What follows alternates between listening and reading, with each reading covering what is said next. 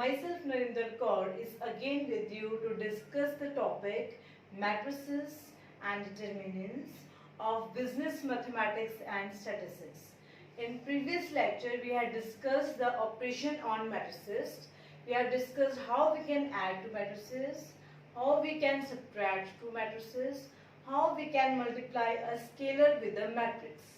Now further we are going to study product of matrices.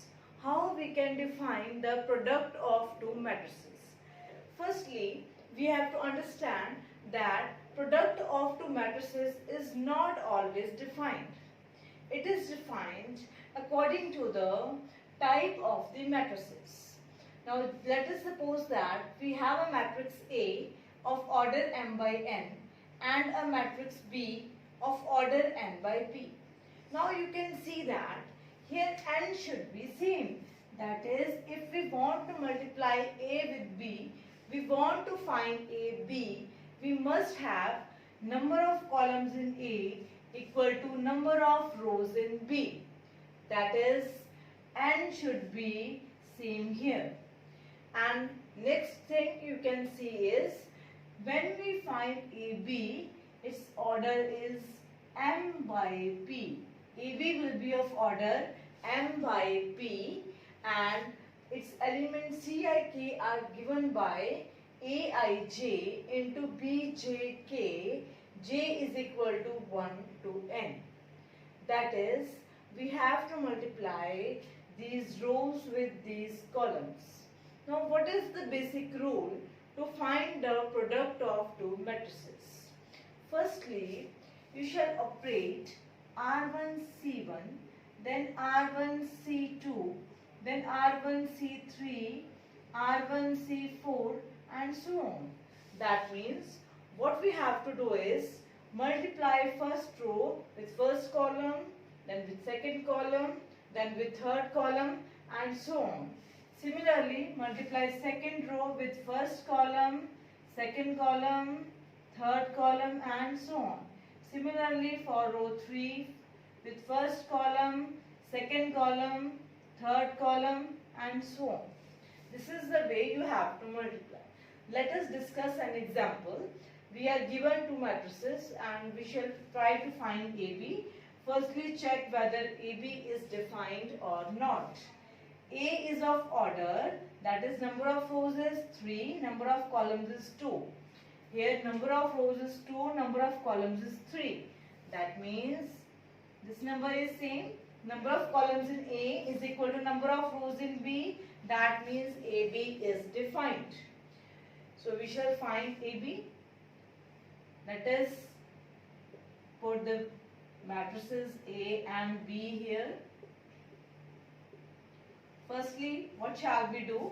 R1C1. We have to multiply this row with first column, then with second column, then with third column. Now R1C1, 1 into 1 plus 2 into 2. Then is 1 into 0 plus 2 into 1. Then is 1 into 1 plus 2 into 2. What we shall do? R1C1, R1C2, R1C3. Now next R2. Because number of columns is 3, we have to stop here now. Now next row. We have to multiply this row with first column, then with second column, then with third column. 3 into 1 plus 4 into 2. 3 into 0 plus 4 into 1. 3 into 1 plus 4 into 2.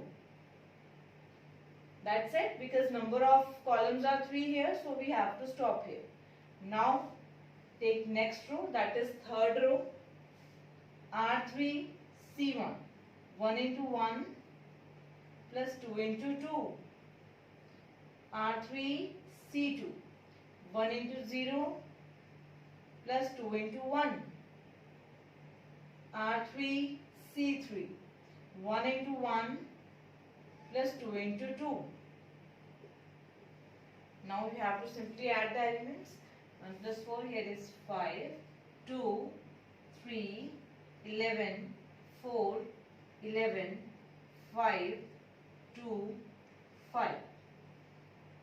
This is the answer of matrix AB. Now you can see that if we want to find BA, what is the order of B? Firstly, we have to check whether BA is defined or not. What is the order of B? B is of order 2 by 3. A is of order 3 by 2. Now again this number is same. That is number of columns in B is equal to number of rows in A. That means we can multiply B with A. And the resulting matrix will be of order 2 by 2. As here the resulting matrix was of order 3 by 3. You can see that the AB is of order 3 by 3. Now if we find BA, it will be of order 2 by 2. Now let us multiply B with A and we shall see that the answer will not be same, as we can see from order also. If order is same, then also AB can be equal to BA, AB cannot be equal to B. Now we shall find BA. Matrix B is given to us and matrix A is given to us. Now this is R1. Multiply this row with all the columns and then multiply this row with all the columns. Now R1 C1. This is 1 plus 0 plus 1. This is first element. Next one is R1 C2. 2 plus 0 plus 2. Next is R2, because number of columns are 2 and we have covered all the columns. Now take next row, that is second row, R2 C1. 2, 3, 2. Next is R2 C2. 4 plus 4 plus 4. So we have 2, 4, 7, 12. This is the answer of BA. So clearly you can see that AB is not equal to BA. Even if order of these two matrices are same, then also it can happen that AB is not equal to BA. That means the product of matrices is not commutative. If we change the place of the matrices, then answer may vary. But the product of matrices is associative. Now what is associativity? As you all know that if we have three matrices, say A, B and C, firstly if I multiply B and C and then multiply A with it, or I multiply A and B firstly and then multiply matrix C with it, then answer will be same.